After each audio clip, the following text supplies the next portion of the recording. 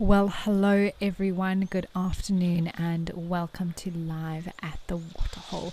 It is wonderful to be with you today. My name is Amy, and we are starting off here at the lovely Tempe Elephant Park in northern KwaZulu-Natal.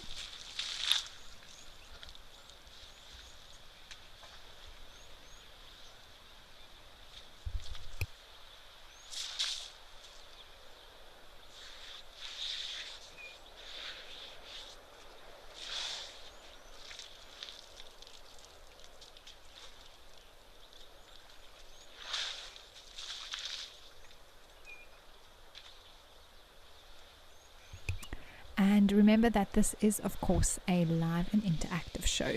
So please do chat to me. You can send through any comments and questions that you may have via the Wild Earth website or the app. You can also chat to us in the YouTube chat stream or join the conversation on X using the hashtag WildEarth.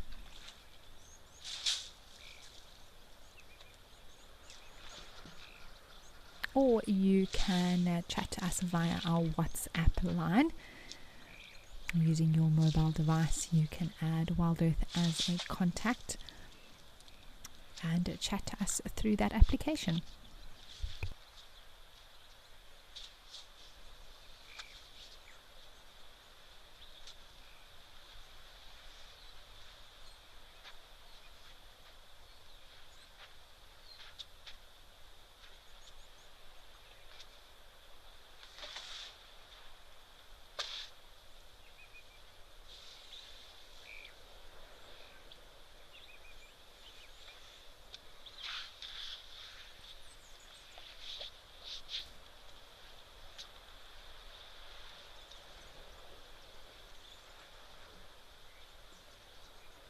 Wildlife Lady, hello. It is lovely to start off with these elephants here at Tembe. And I'm very much looking forward to anything and everything that pops out for us today. Fuzzy Dunlop, it is definitely Feline Friday. We had very much a feline sunrise safari today earlier.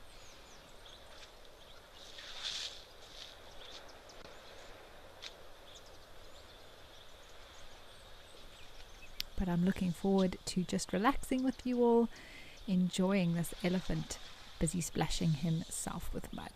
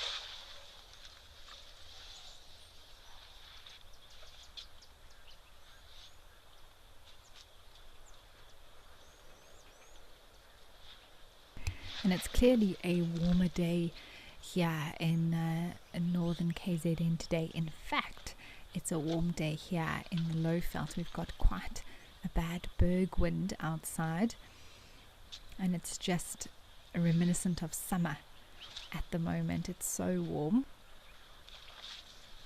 So I'm not surprised if we get some elephants heading to splash around today at the waterholes.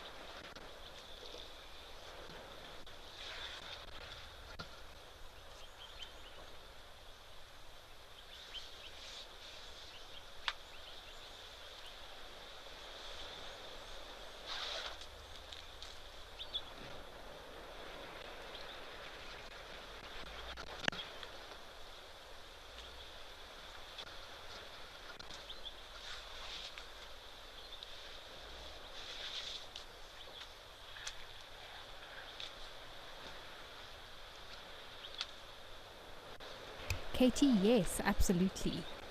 It's something that one of those natural things that occurs, and this is a prime example of that. The way the elephants have dug into the ground here and basically formed an entire pan system because of all their digging.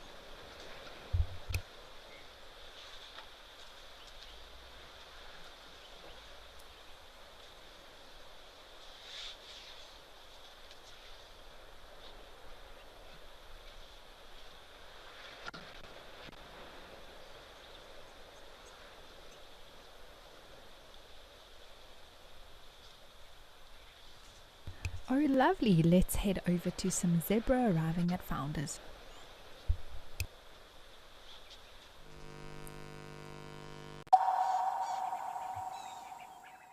Join me, Andrew Wistenholm, for an indescribable 6-night stay in the beautiful Albany of the Eastern Cape at Amakhala Game Reserve. Now, this trip is going to be action-packed with a lot of storytelling, adventure, as well as the opportunity to make everlasting memories.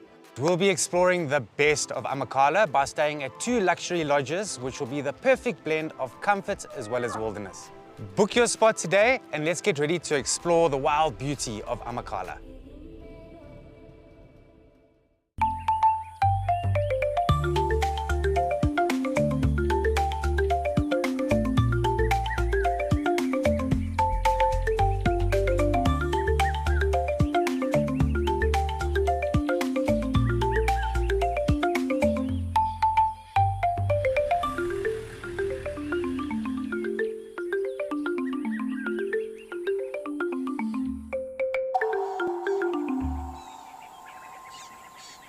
Full name is Maxine Gaines. Best part of the job, gosh, I just love everything about guiding. I love being able to observe animal behavior and animals behaving naturally. So for me, that's by far the best part of the job. And so what we do here at Wild Earth is develop those connections with the people that are viewing and maybe just light a little spark that says, you know what, I want to be involved in protecting this ecosystem.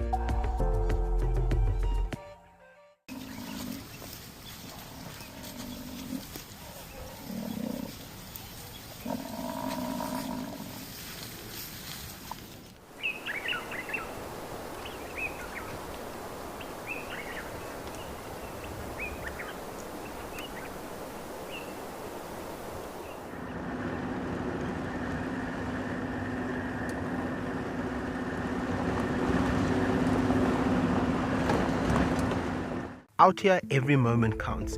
As a Wild Earth explorer, you won't miss a thing. Watch the Wild Earth channel ad-free, 24/7, and rewind if you want to catch something again. Enjoy behind-the-scenes videos, fireside chats, and early access to travel offers. It's the best way to stay connected and be part of the Wild Earth family.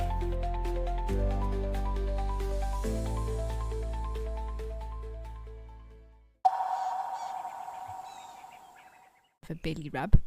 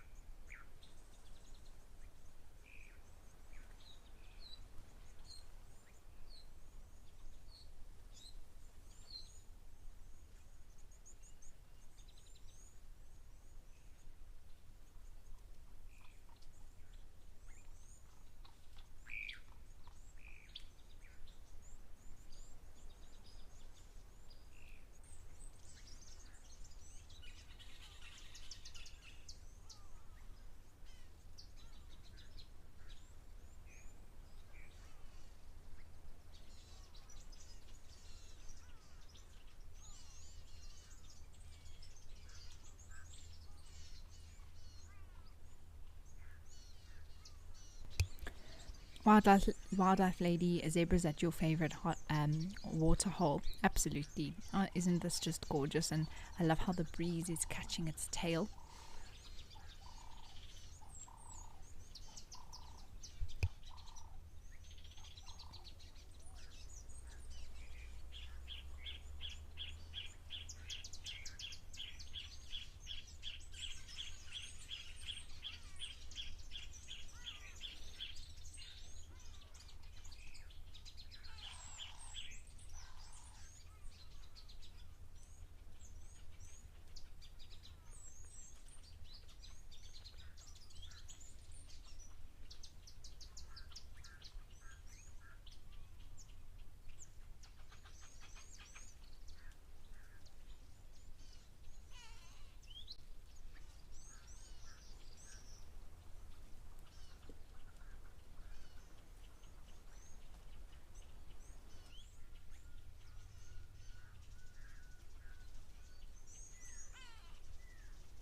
And it looks like this one is the perfect height to scratch its belly.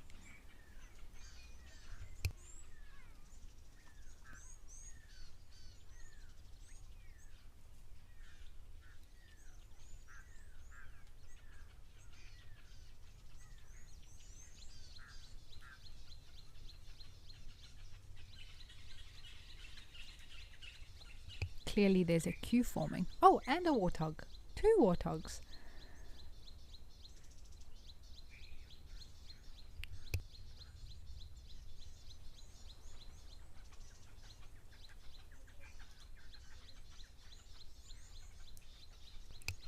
This is so funny. It almost looks like the one is rubbing its bum against the side of the other one. But I think it's rubbing against this tree, which quite honestly is used by so many animals.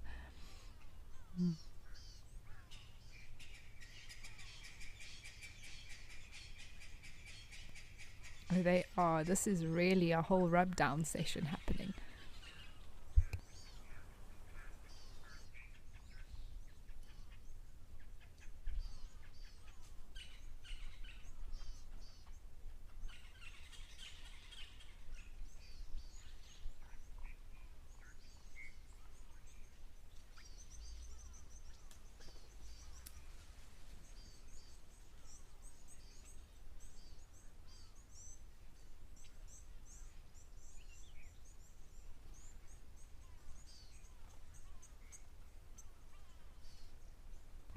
This warthog stopped for a drink.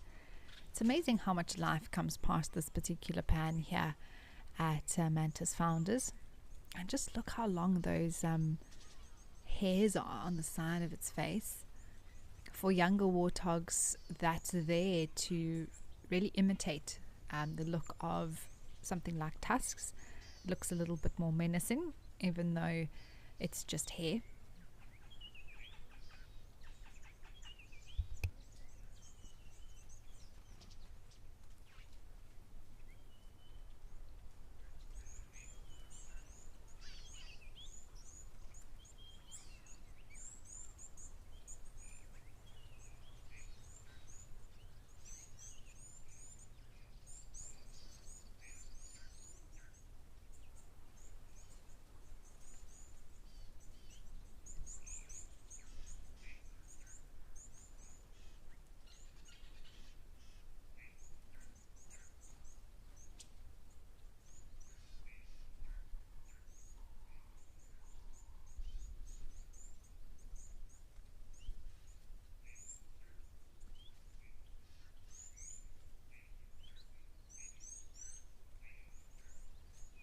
Wow, this is a very thirsty warthog.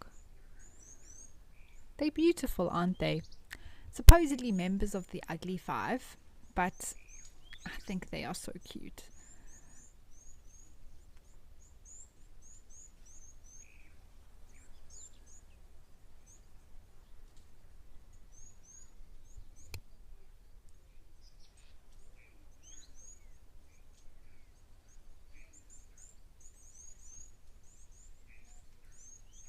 Oh, it looks like this one's got an injured foot. Oh, yeah. Oh. Looks like it might have a broken sort of from the knee to the hoof. I'm not sure. Yeah, you can see it's walking on its knee there, its front left. Oh, shame. It's never nice to see an animal limping. But they're extremely tough and it seems to be able to continue with its life.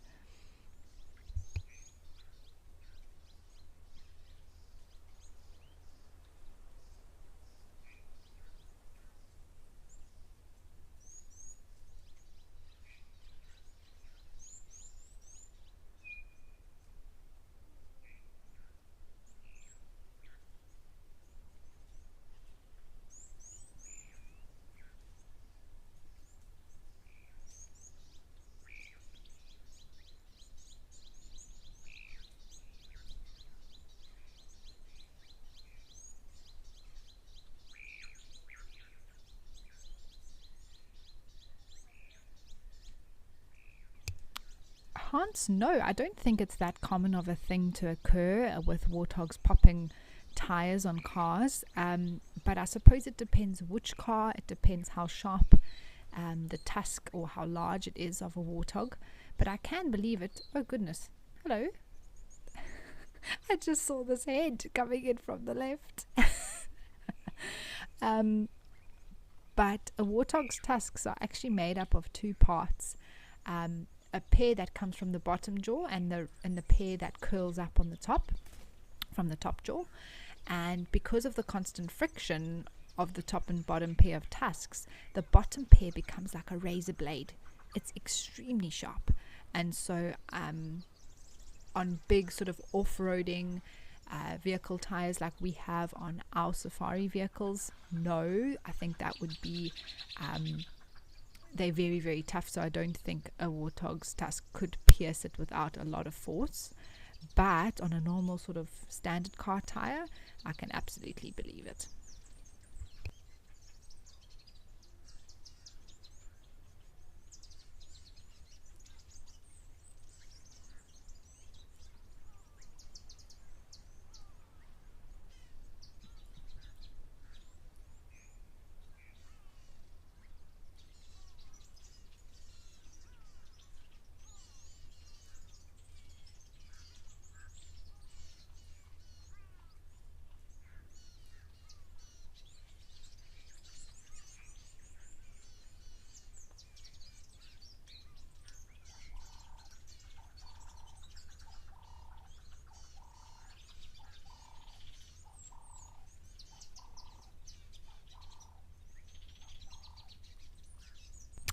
Well, we are going to leave these geese and head back over to the elephants at Tembe.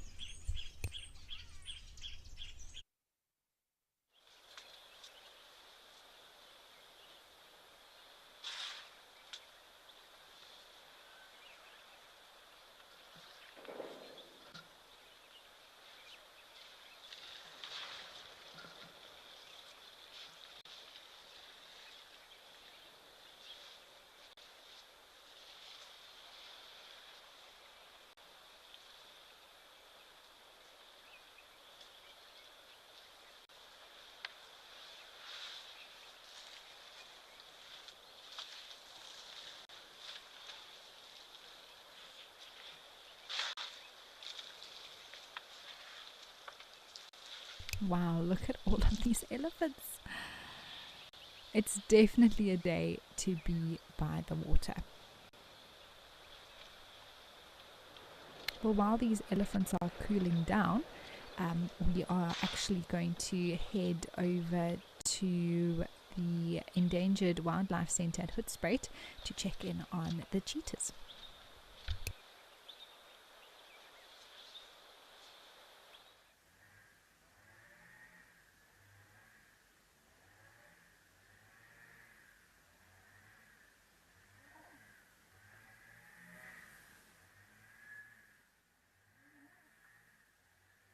Wow, well, I actually haven't been here for a while to check in on Tammy, this cheetah, and her cubs, which are lying just behind her there. And look how big they are. Oh my word. I can't believe how much they've grown.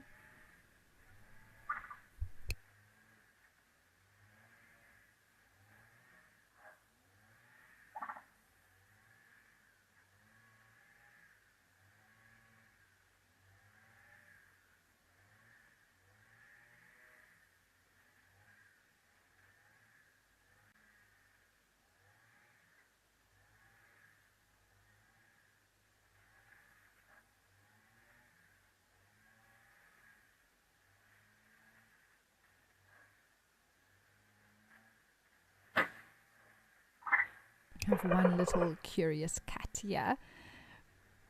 Perfect for Feline Friday. Oh.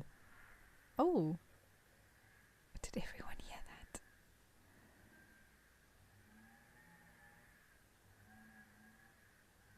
These four are going to provide us with so much entertainment.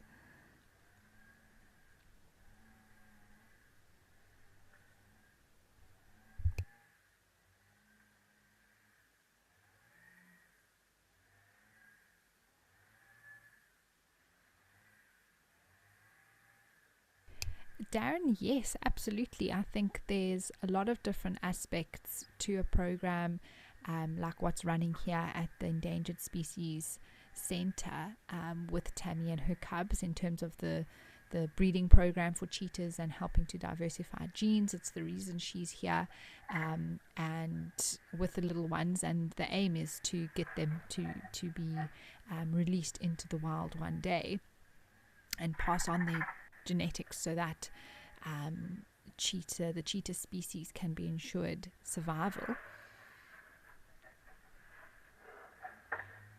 But I think the opportunity to observe and learn in a situation like this is undeniable.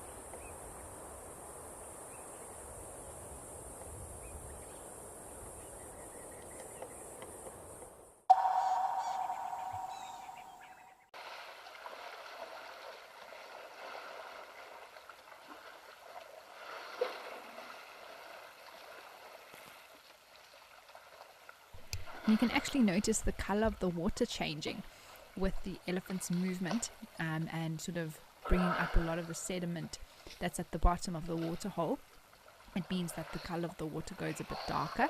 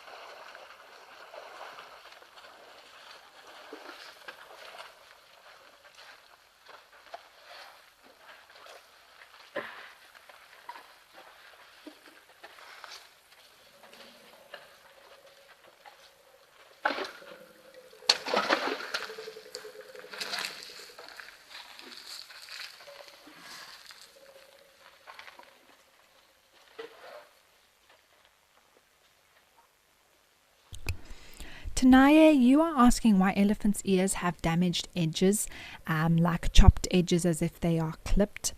So that is all just wear and tear from living out in the bush, and the ears are something that are constantly moving. And I think there are some more elephants on their way to the water. I did see a few, so we'll just hang on here and see if they arrive. Unless they were moving away, unless they were here earlier. But anyway, let's give it a second while I answer Tanaya's question.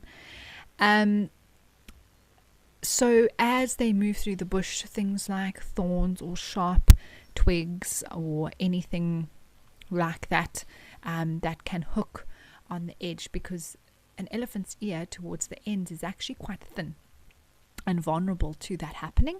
And that's why we see some elephants even with very large tears that are in their ears, or quite a bit of their ears are missing on the edges. And sometimes it's injuries that happen when they're still very young, when the ear is so thin, especially as a baby, and then they live the rest of their life with that very big sort of bit of their ear missing. Or sometimes a small tear can just worsen over time and become bigger and bigger for the elephant. But generally, Tanaya, it's about the movement through the bush, thorns, sharp sticks, tearing the ears on the edges.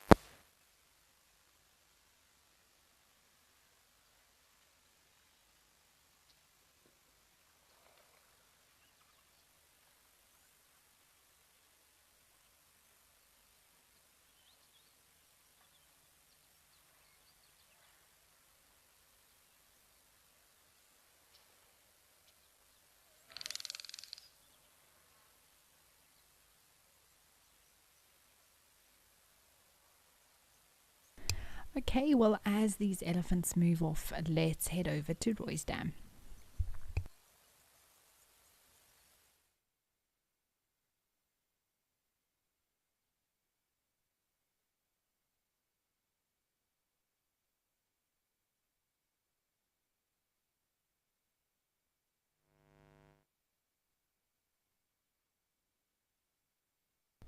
Ah, it's almost like the pair that left at Rosie's arrived at Roy's.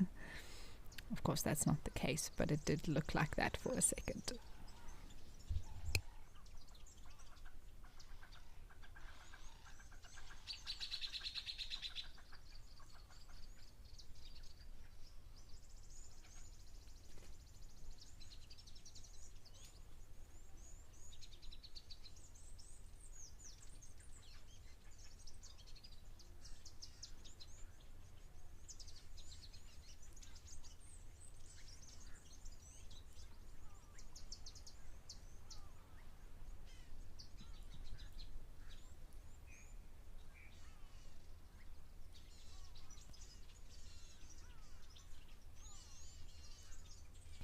This is such a beautiful scene. I love this waterhole. It's one of the new places that we get to visit with the show, and this sort of marshy waterhole sort of riverbed vibe that's going on here. You've got the elephants wading through. It really is something special.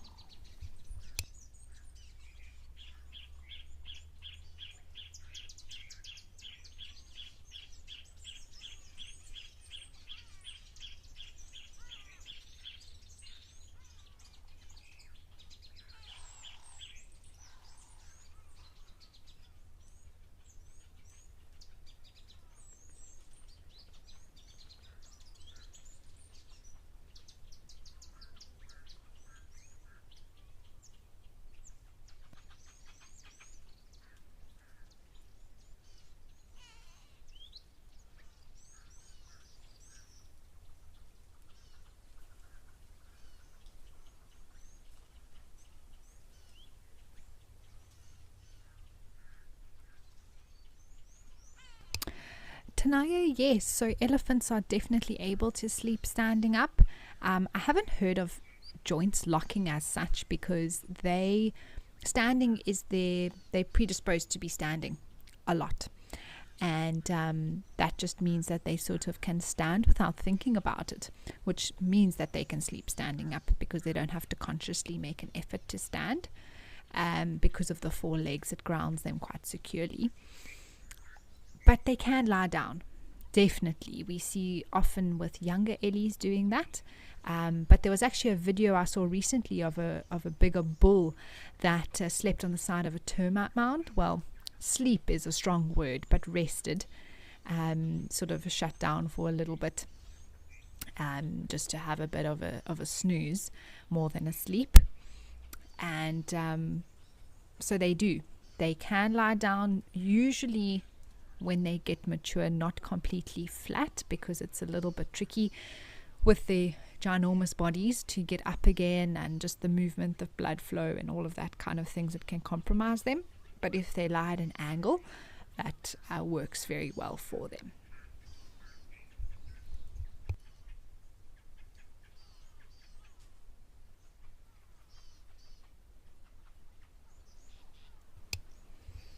Karen, thank you so much for asking. I'm doing well.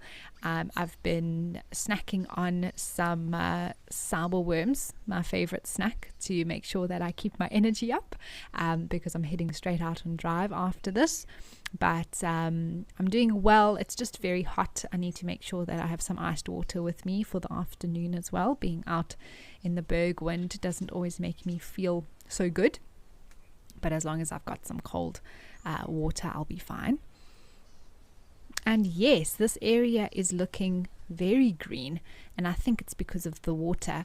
All the drainage lines, if you manage to get yourself to a higher spot and look out over the Lowveld at the moment, you'll see a lot of brown, and then there'll be these little snakes of green where the water is, or where the drainage lines are. So as you can see, as the camera pans, look how brown the grass is.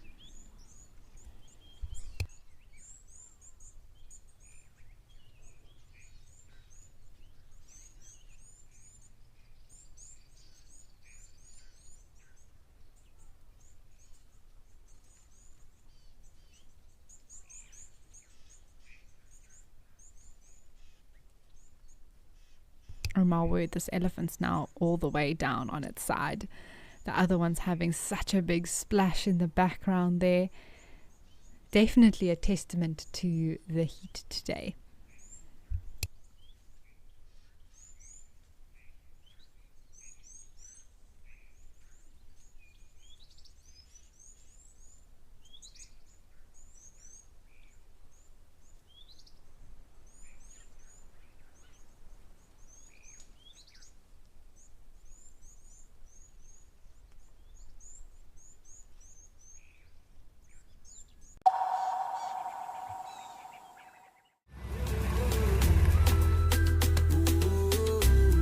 My name is Amy, and today we're going to be doing things a little bit differently.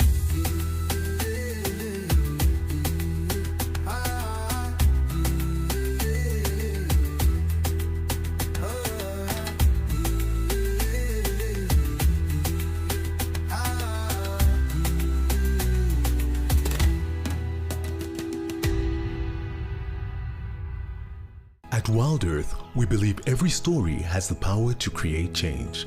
That's why we've launched the Wild Earth Impact Foundation, a non-profit dedicated to conservation and social impact. By showcasing conservation stories, we can change lives, protect nature, and empower communities. We have partnered with Empowers Africa to accept tax-deductible donations from US donors. Your donation will help fund critical programs that support our mission. Join us and be part of the change. Do you want to know why impala are the most common antelope we find here in the Kruger National Park? You can ask me questions like this in real time. Our safaris are live and interactive here in the heart of Africa. Join me on Safari Live. Connect with nature.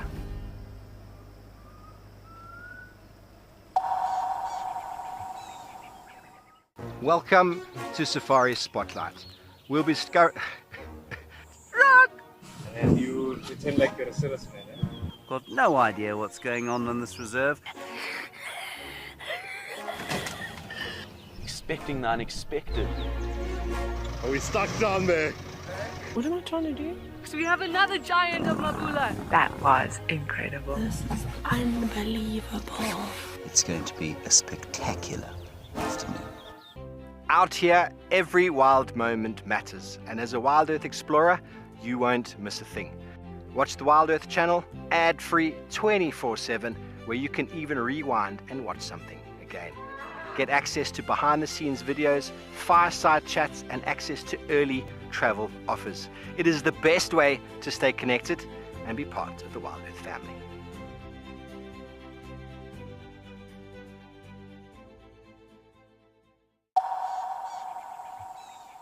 Dagga boy.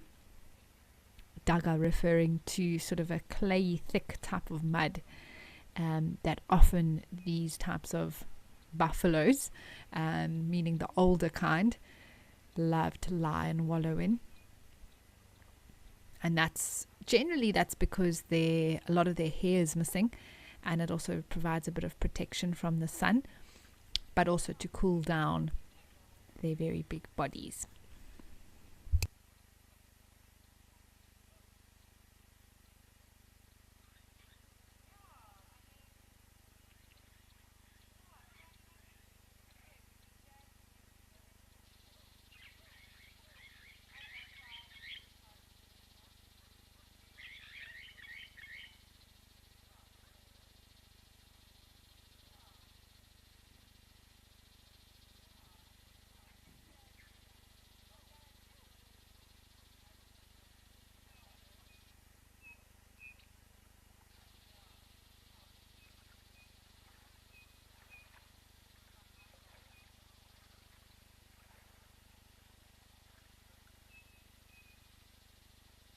I wouldn't be surprised if he sits down.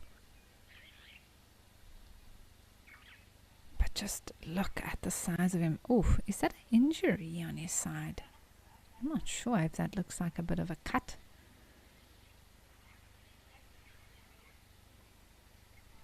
And just look at all of the scars, the marks, the patches in his fur, around the face even. It's quite white.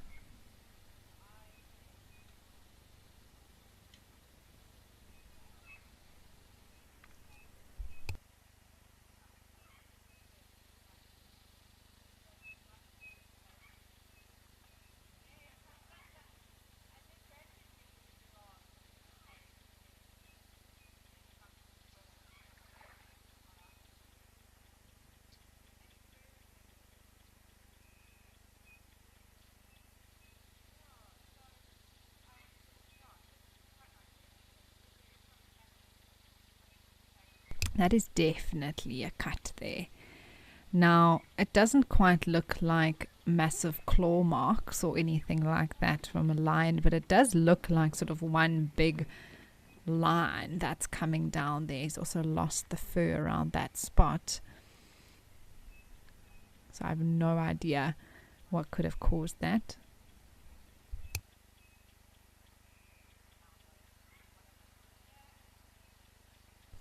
Karen, definitely old and wise. I think he has a lot of life experience.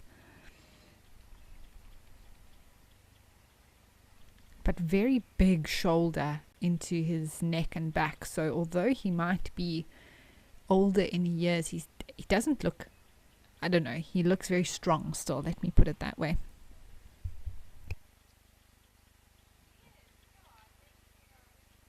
Oh my goodness, those are all terrapins. Wowee. How many terrapins can fit on one log?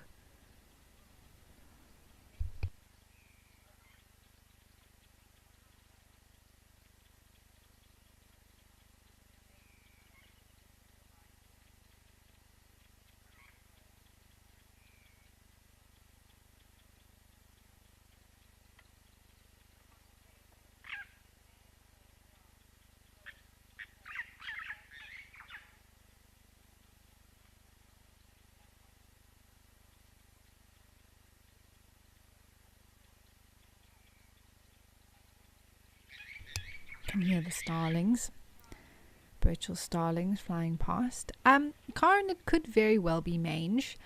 I'm not entirely sure. It's difficult on a buffalo that's this old because of the wear and tear over time. They do develop bald patches. Sometimes the hair is worn down and doesn't regrow due to whether it's scar tissue that's formed, or something like that, or just age.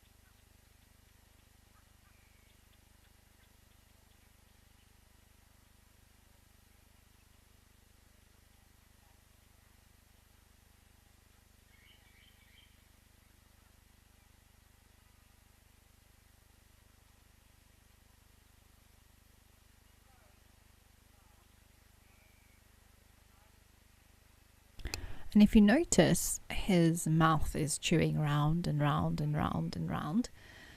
And that's because he's busy ruminating. So at some point, he went and he ate some grass, probably quite a large quantity of it.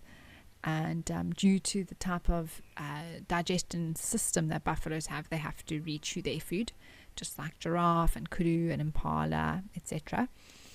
And so that's what he's busy doing at the moment.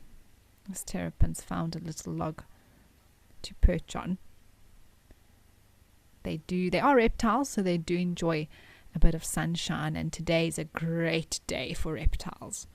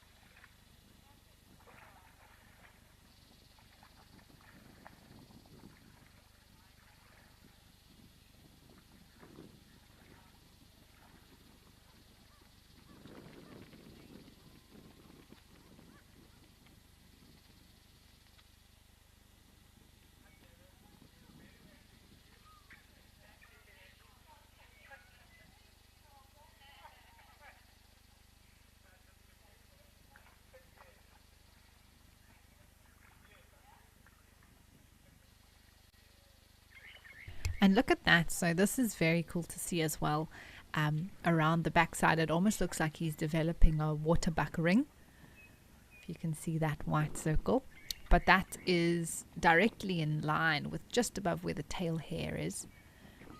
And that's from years and years and years of flicking the flies away.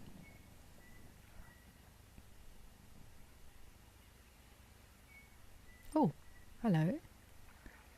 Deciding that it's time to take a seat. Which probably means he's not going anywhere. Very nice. Isn't that just a satisfied face? Alright, well, while this buffalo gets comfy, let's head over to King's Camp.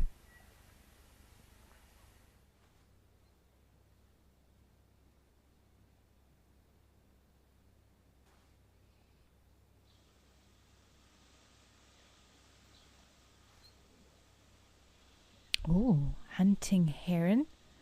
Some warthogs there as well. I think we're about to watch this heron catch a fish. Or a frog or something. I don't know how they see anything in this water.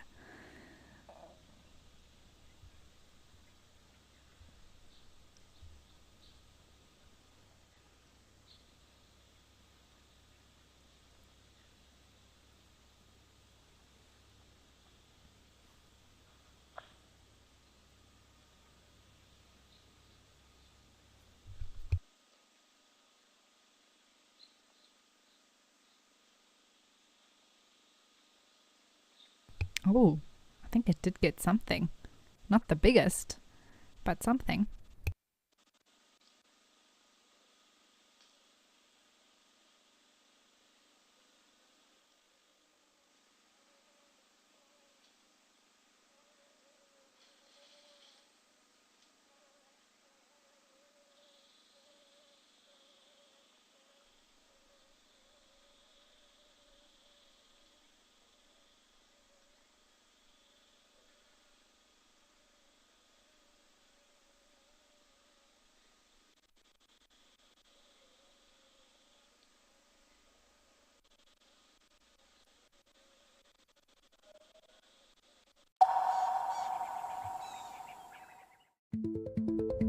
He is such a handsome young male. Look at that pose.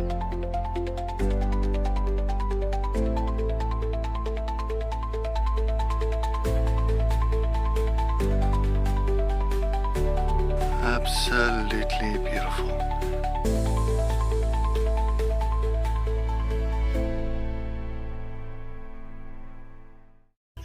South Africa's wild places are closer than you think, because Federal Airlines brings them to you. From the calm of our FedAir lounge to the smooth boarding of our trusted fleet, we take care of the journey so you can enjoy the adventure. Our flights go beyond the ordinary, connecting you to South Africa's most remote and extraordinary locations. Federal Airlines, your gateway to the South African wild. Would you like to know the difference between a male and female wildebeest? You can ask me questions like this in real time. Our safaris are live and interactive here in the heart of Africa.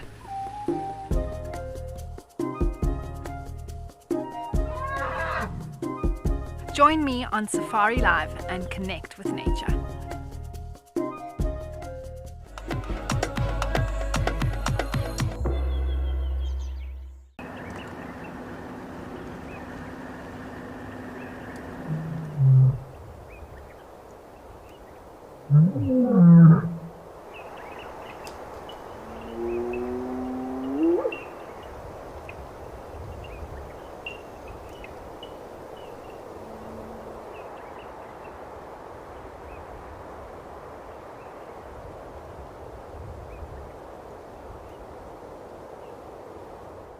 Safari, wine, and waterfalls. The ultimate African adventure. Sip South Africa's finest wines. Experience a world-class safari among Africa's iconic wildlife. And stand in front of Victoria Falls, one of the natural wonders of the world. All this can be yours with Wild Earth Travel, where Africa comes alive.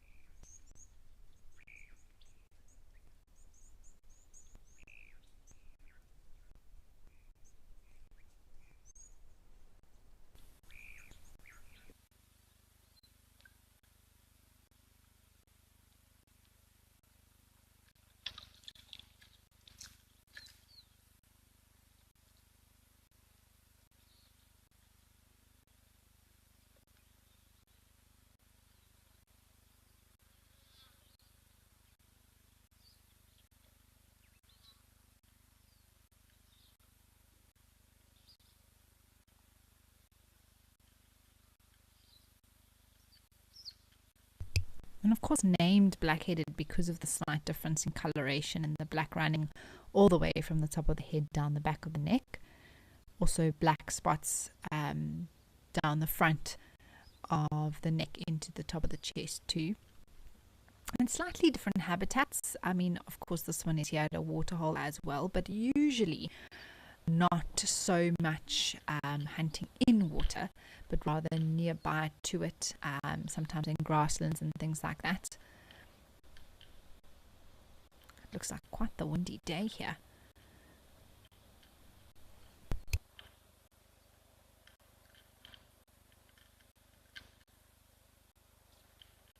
Penelope absolutely posing very beautifully. It'll be interesting if it does hunt at the water, or if it's just coming for a drink.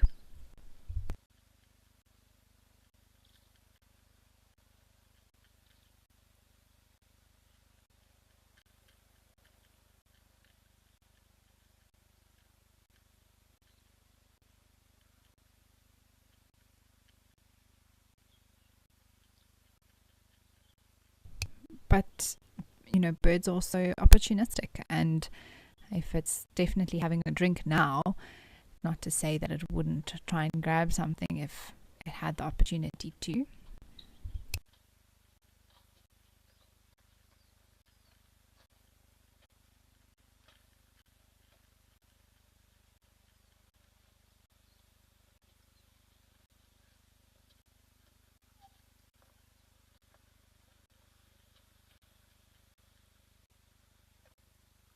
Ah, Shiv, a new bird for your list. That's fantastic.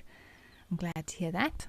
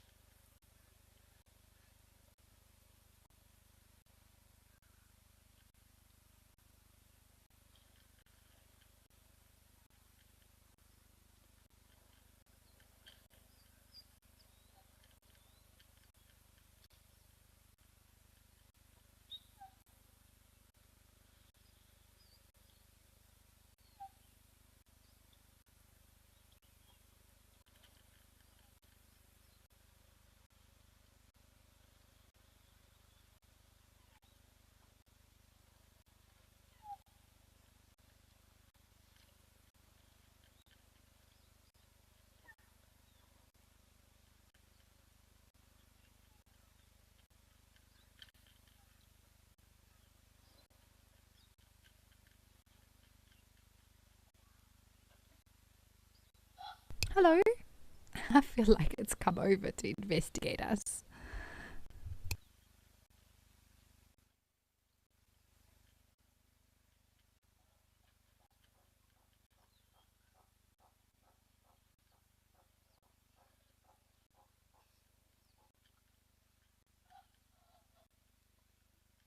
Or say hello to the Egyptian geese.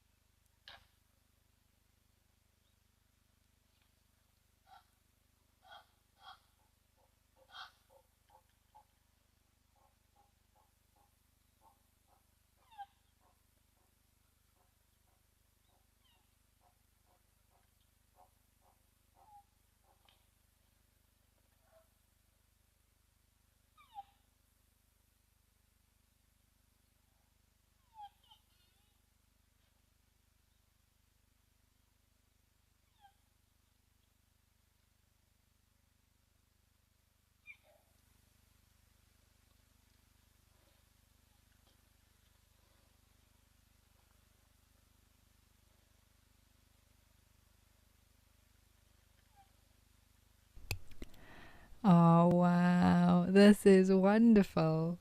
Look at that. We've got mom and baby arrived at the waterhole. Oh, this is why we love waterholes, isn't it?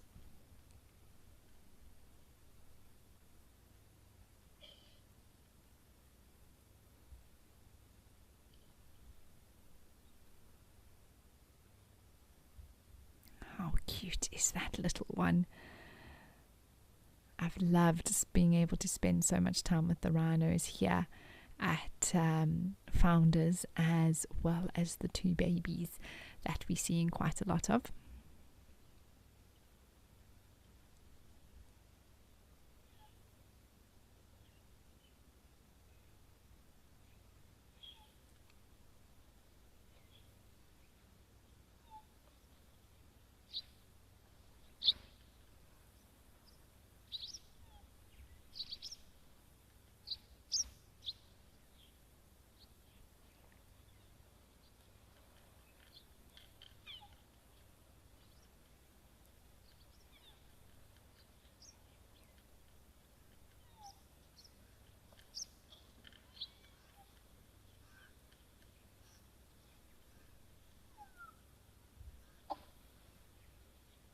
And I think it's going to get more and more curious and brave as it gets older.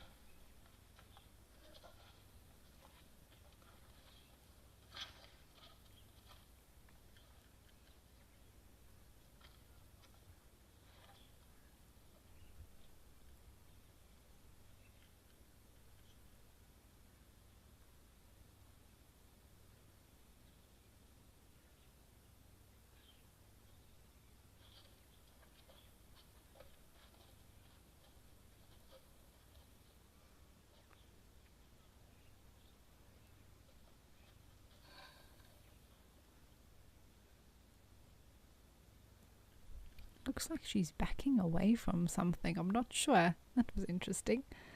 Oh, the little one wants some more milk.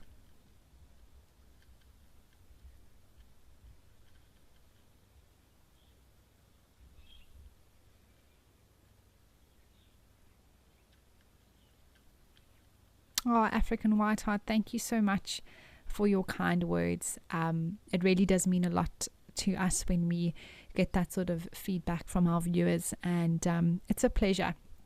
We really all love what we do, and we know how many of you love what we do as well. And it keeps us motivated to keep sharing our live drives, as well as live at the waterhole and other work that we do along the way.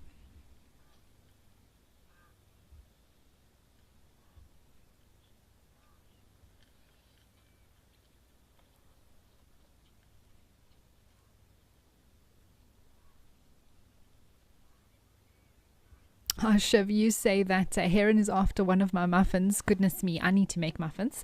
I just have not had the time, to be honest.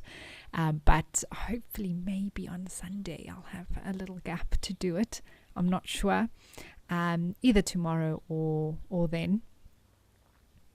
We've actually been warming up extra braai meat from the park last week for the last few days, which is one of the bonuses of having a really big braai before you leave.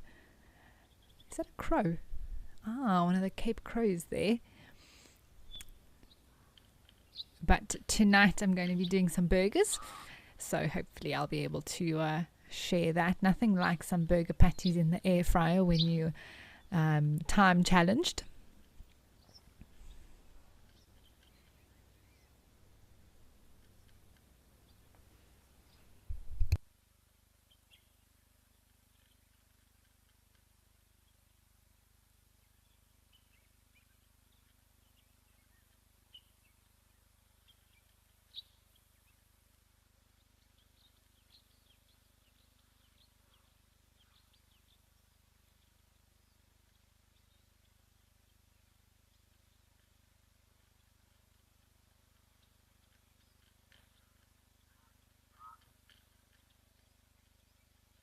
David, yes. So those nicks out of the left ear was definitely on purpose, and that's to do with the sort of the monitoring of the individuals and unique markings that are given to the ear to be able to identify and track individuals.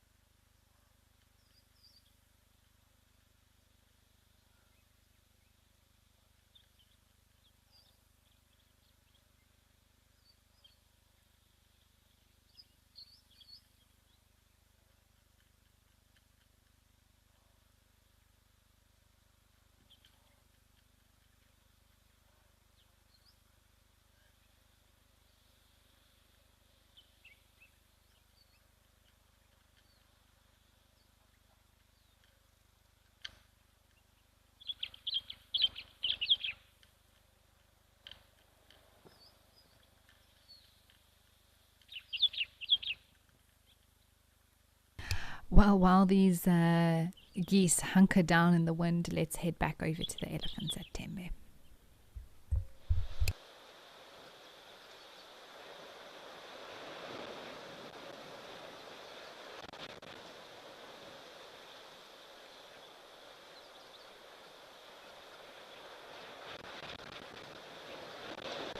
Shiv,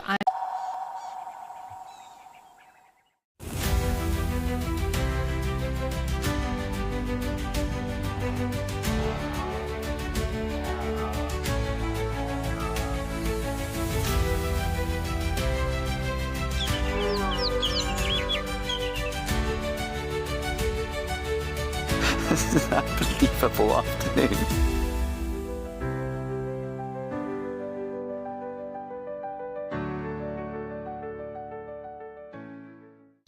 Every guide in Africa has been on an endless quest for the ultimate bush wear. Until now, Rugged Wear has a huge range of amazing bush gear for every wild situation. In the midday heat, those chilly winter mornings, in the storms of summer. Rugged Wear has the bush kit for every wild occasion. Locally made in South Africa, crafted with precision, stitched with quality.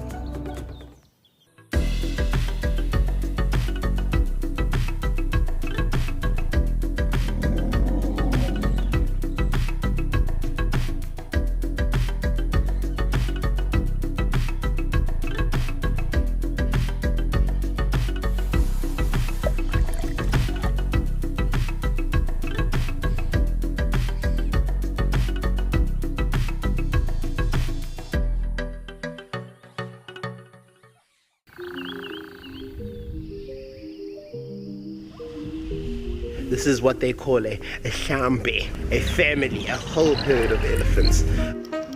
But nature is beyond amazing. Nature is just everything. We'd love to hear from you. Questions, comments about biology, Africa, safari. She's using her tail like a monkey.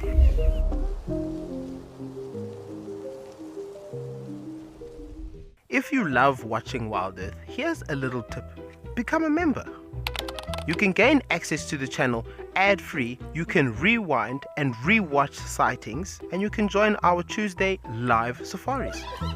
There's also behind the scenes videos, fireside chats, and every Safari Live episode, whenever you want it. It's just a better way to stay connected to nature.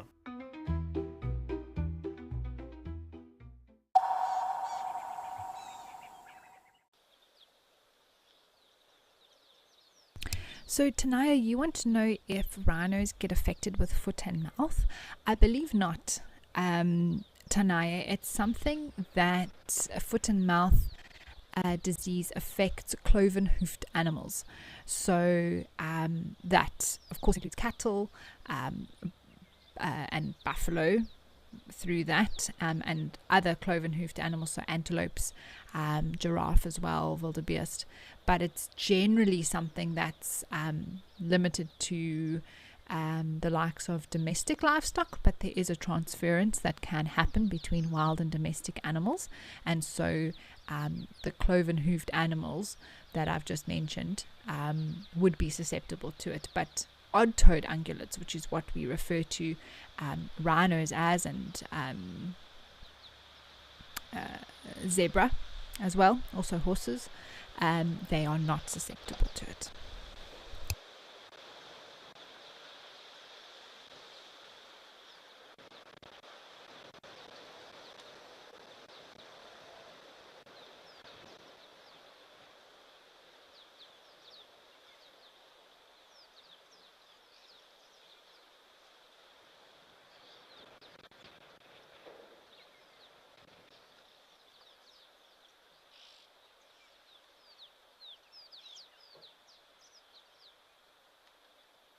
And that, you know, the fact that cloven-hoofed animals are susceptible and odd-toed ungulates aren't, is quite a complex thing. And it has to really do with their immune systems and the way that particular foot and mouth disease, FMD, virus actually interacts with their cells.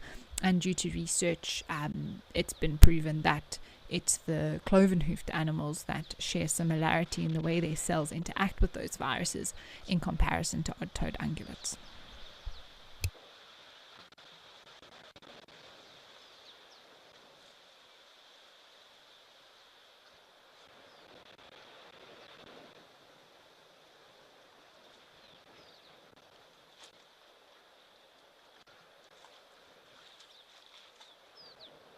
Looks like this elephant's coming to do his bit of mud splashing for the day.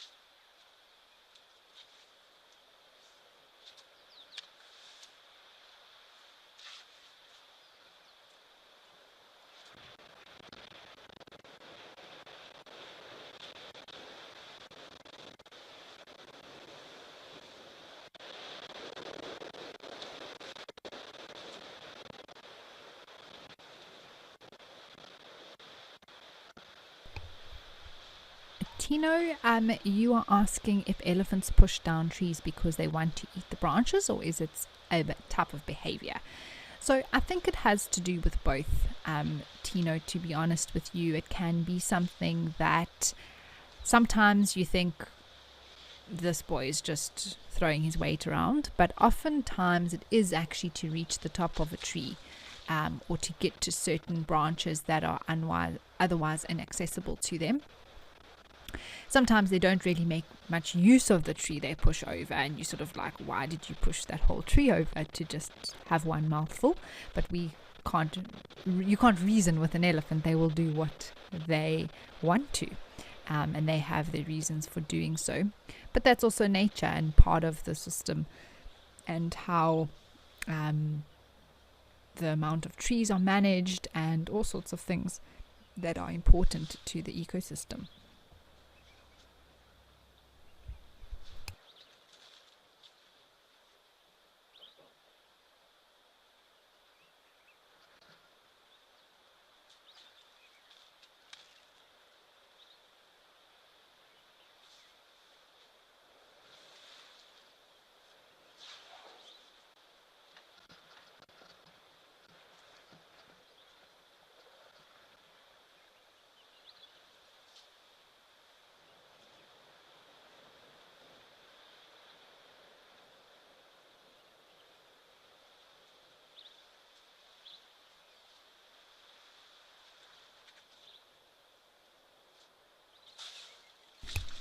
So they're pushing over trees for multiple reasons. Sometimes it's for food, but other times it's an intimidation thing, to try and sort of show off their strength to other bulls.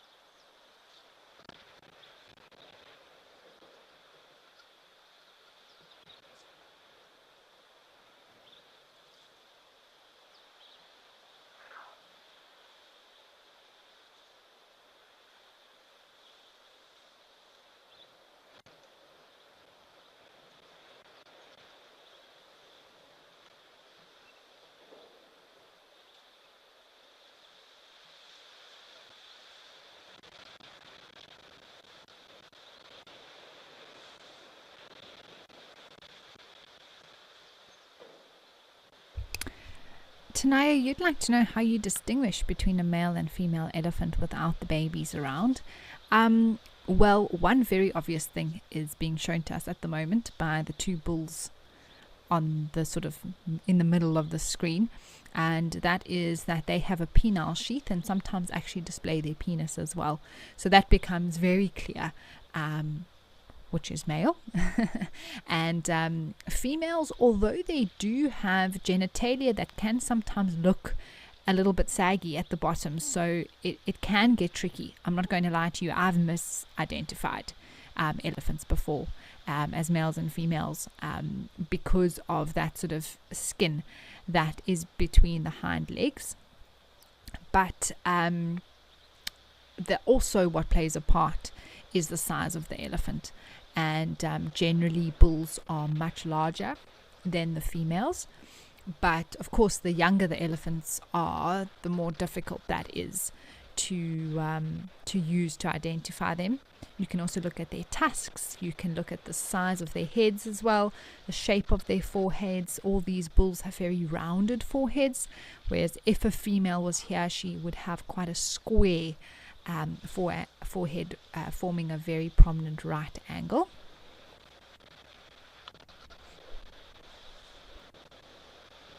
But there are a few behavioral things that are also different. If there's a group of elephants all together, you see two that are fighting or tussling, bumping heads, maybe knocking their tusks around, that is almost always two boys doing that. Also, sometimes bulls that are a little bit bigger and getting into their teen years, close to being kicked out of the herd, they often trail at the back, while the moms and their babies sort of stick together and move as one.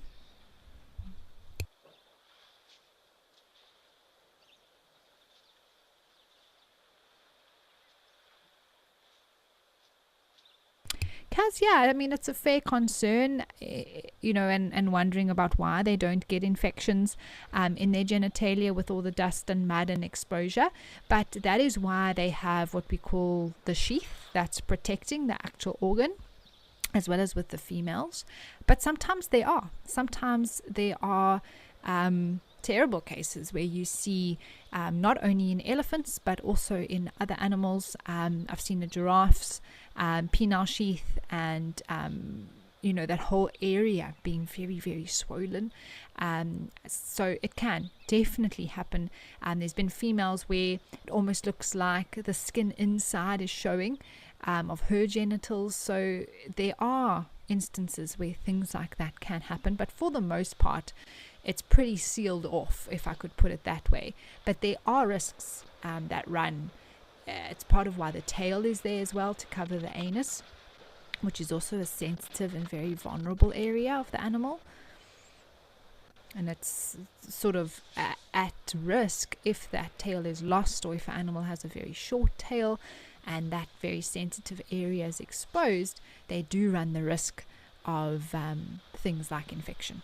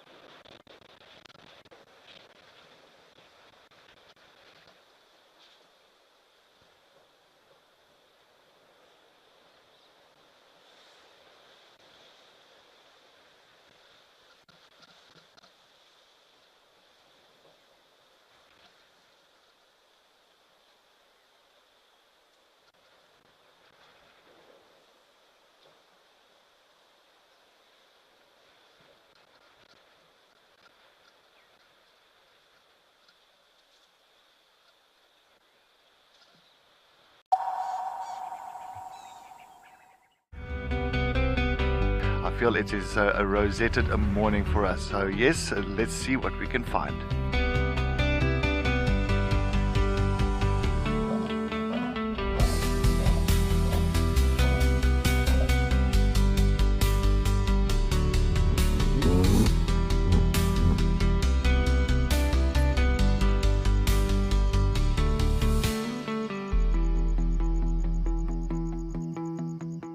The Wild Earth Impact Foundation is a non-profit that uses the power of wildlife storytelling as a force for good.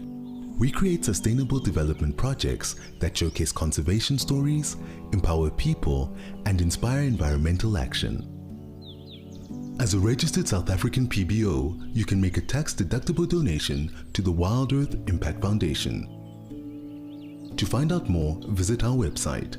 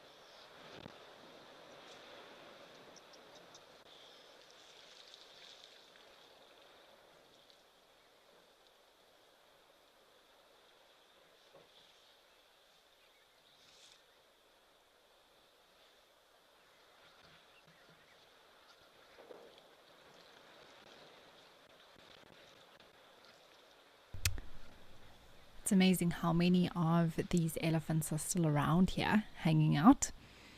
The one on the left looks like he's had a face full of mud. I almost think these elephants on the right, I mean, those wallows have very much dried up, but I think they're just having a rest. If you see how they are sort of just standing, really.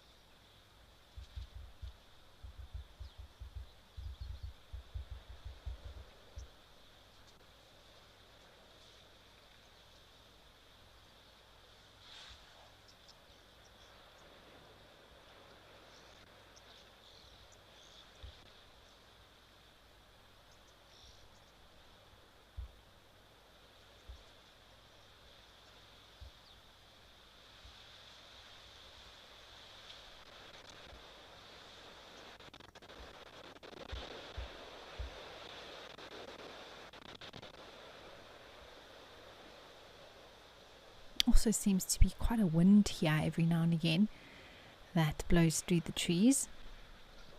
And have a look at those elephants at the tip of their trunks just resting on the ground. Yesterday we were speaking a little bit about the length of an elephant's trunk, which is about 2 meters, 7 feet in length. And I was saying it does depend, because when all their muscles are relaxed, that trunk is a lot longer than when they contract those muscles and they're using the trunk to do a lot of different things.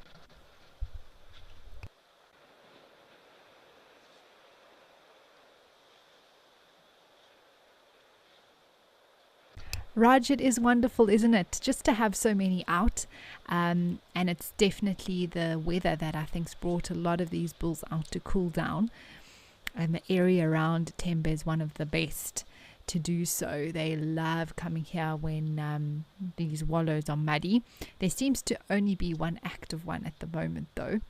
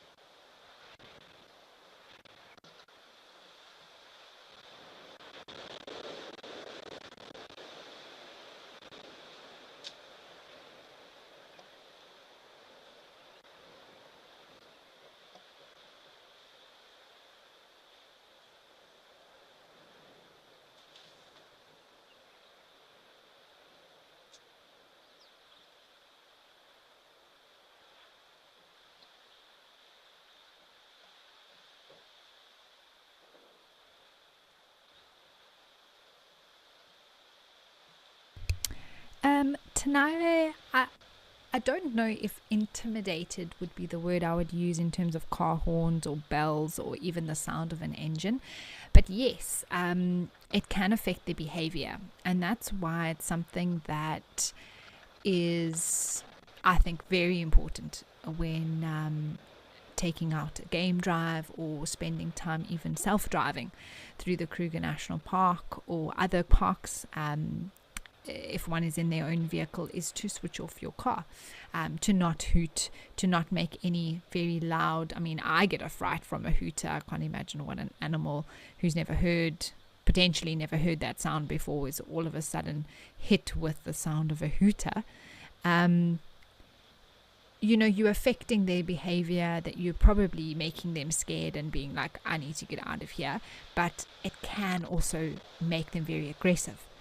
Not always. Most of the time they're probably going to turn tail and run away because that sound is very loud and they don't want to be near it. But we don't like to do that. We don't want to impact animals negatively at all. So yes, turning off the car also gives the viewer or the person in these wild places a better experience. I mean, you want to be able to listen to all the sounds, to be one with your surroundings, and a car engine is just really the opposite of that when you're trying to take in the whole scene. And until, I guess, you've taken a game drive or you are aware of the impact of the sound of a car engine, it's something that you don't even realize. And so often when out on drive, even in the Kruger, we end up asking some of the vehicles to very nicely if they could turn off their engine, because people don't even realize that it's on sometimes, especially if you are in the car that has the engine on. You don't realize it. But if you've been sitting quietly at a waterhole, you're enjoying all the sounds, there's a herd of elephants drinking, and you're just really taking in the scene. It's amazing how loud a car engine can be.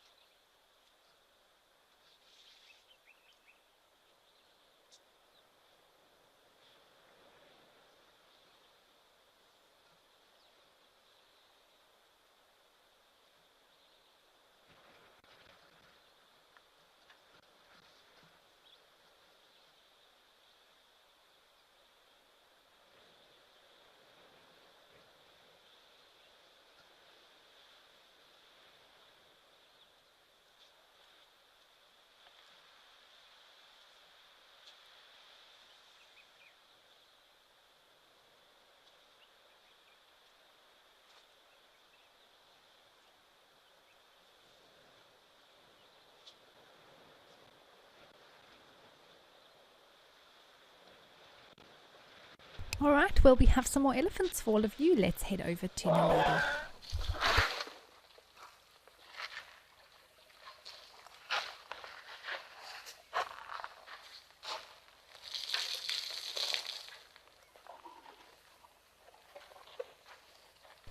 Oh, there is a little one here.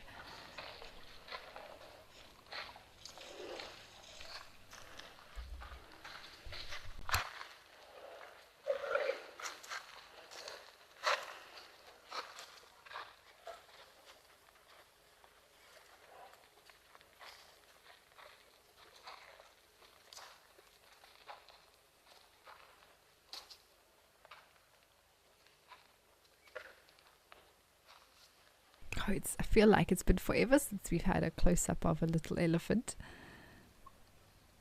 Very cute.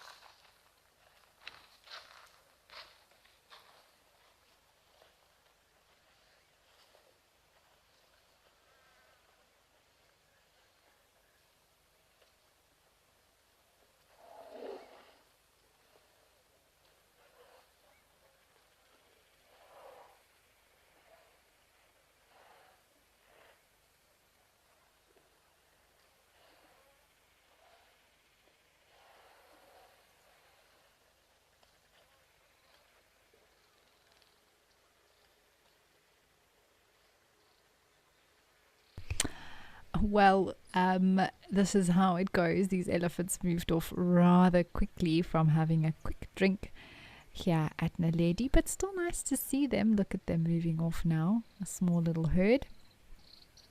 While they do, let's head over to Founders.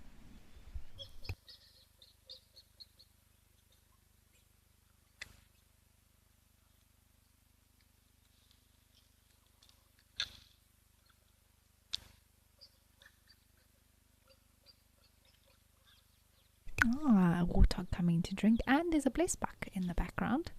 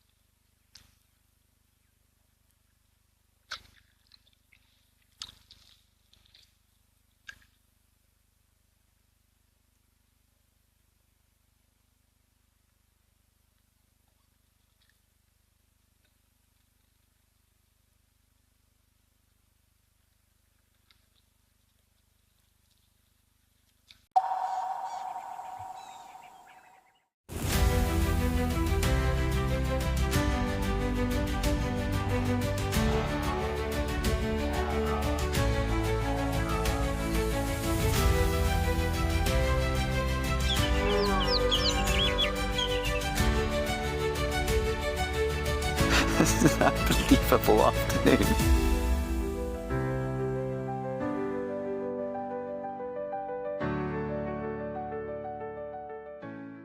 The Wild Earth Impact Foundation is a non-profit that uses the power of wildlife storytelling as a force for good.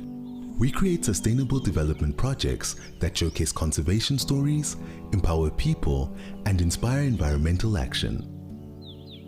As a registered South African PBO, you can make a tax-deductible donation to the Wild Earth Impact Foundation. To find out more, visit our website.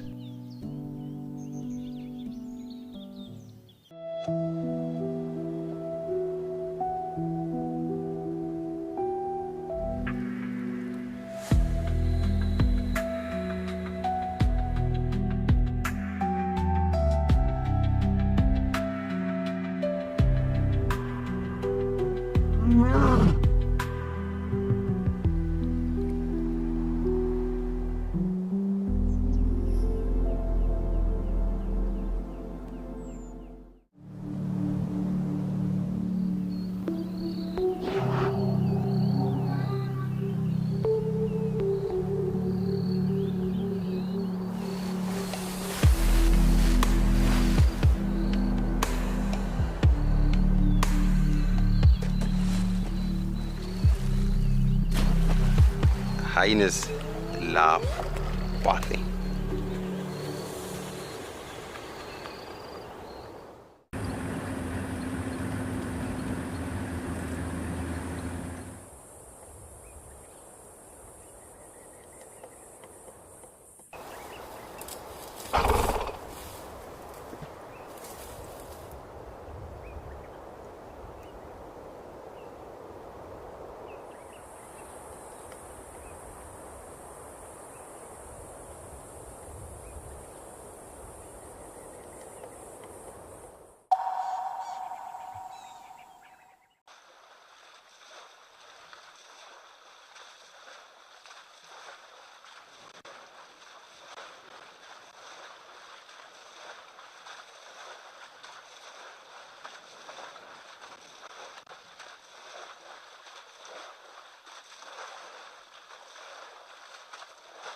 You can just hear all the splashing. I think this elephant closest to us is making a big mud wallow for itself.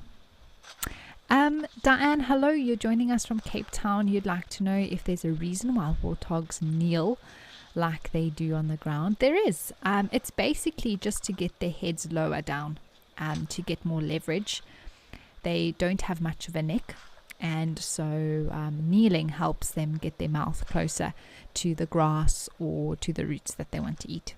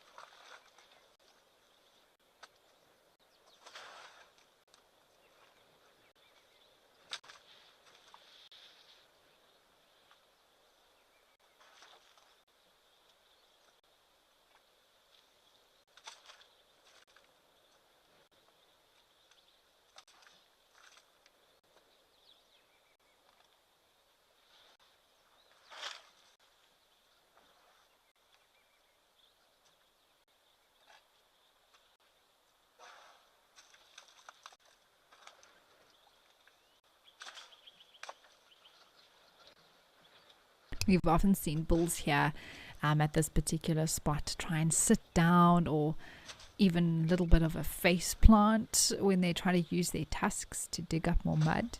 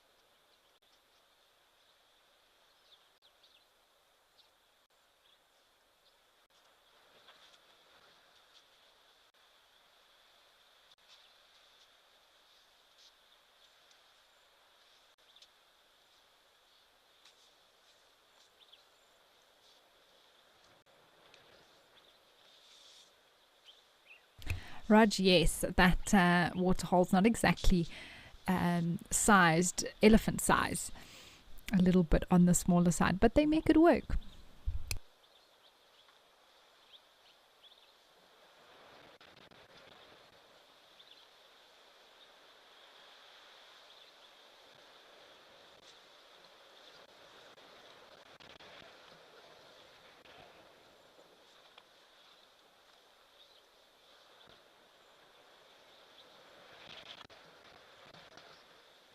Oh my goodness, look at this one. They do look like they have the time of their lives, don't they?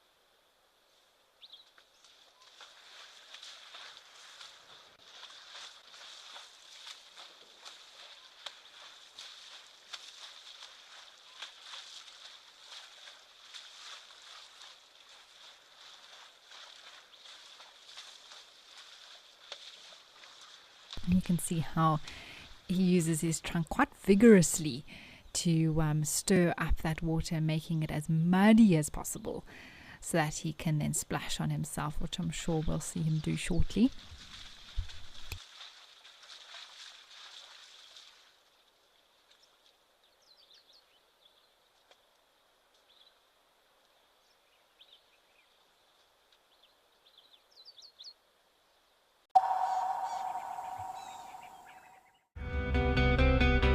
I feel it is a rosetted morning for us. So yes, let's see what we can find.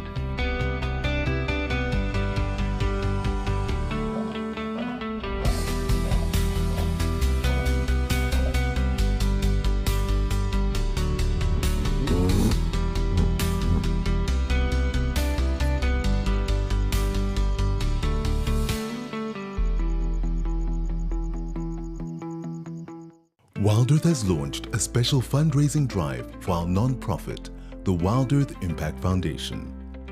We're raising funds to source, create, and showcase thousands of untold stories.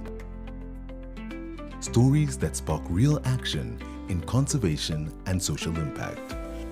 Visit our website to donate and explore how you can become a founding donor.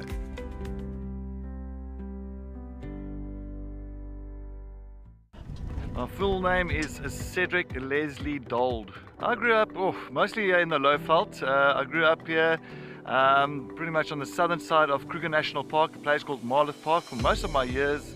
Something surprising about myself, I did play drums in a band for many years. Best sighting I presented, we found Palumba and the two cubs, and the cubs are just way big. Step into the heart of Africa from the comfort of your home. Female leopard tracks over here. Join our expert guides for a live 3-hour safari where every moment is real unscripted, and unforgettable. Ask questions, Animals rely on their senses. share your thoughts, and be part of the experience as we explore together. Safari Live.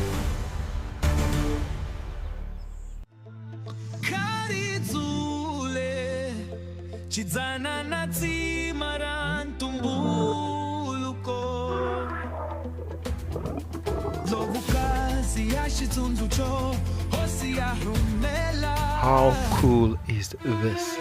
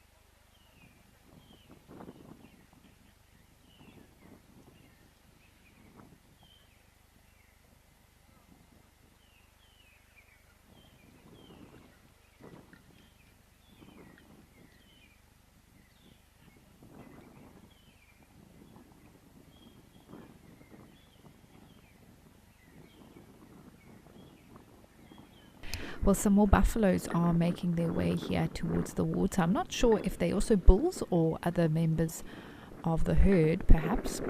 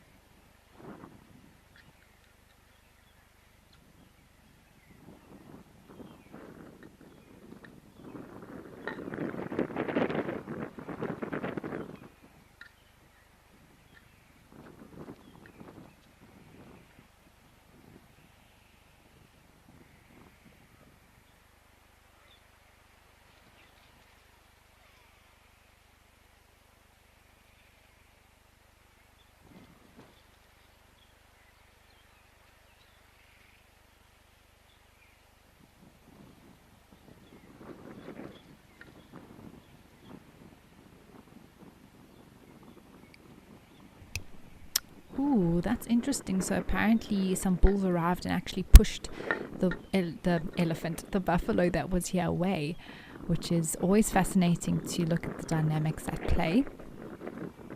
But it's been what an what a show it's been today here at Live at the Waterhole. Thank you to everyone who joined us for all your comments and questions as well. We've had quite a lot of variety happening. Oh, that boy is definitely having a wee. With buffalo, that sheath there's a bit of hair at the end and it always goes in a circle. Just one of those things that you notice when you watch these animals long enough.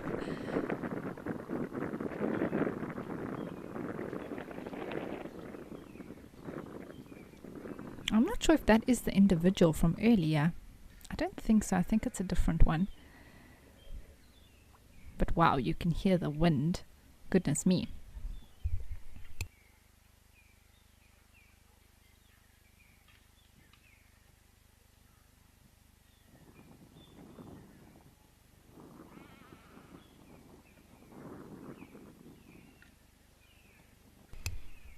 Well, everyone, remember that we will be live for our sunset safari once again from 3 p.m, so in 30 minutes time. So make sure that you do stay tuned right here to Wild Earth.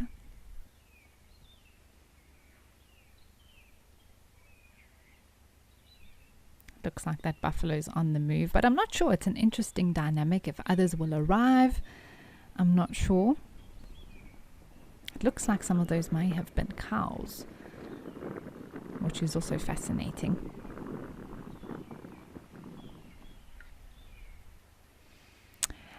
Dark Main Lover, it's a pleasure. I'm so glad that you enjoyed the show today, and we loved bringing it to you. Like I said, it was a wonderful show. Lots of animals around to enjoy and some fascinating behavior. All right, everyone, we'll see you again tomorrow. Keep well and chat soon. Goodbye for now.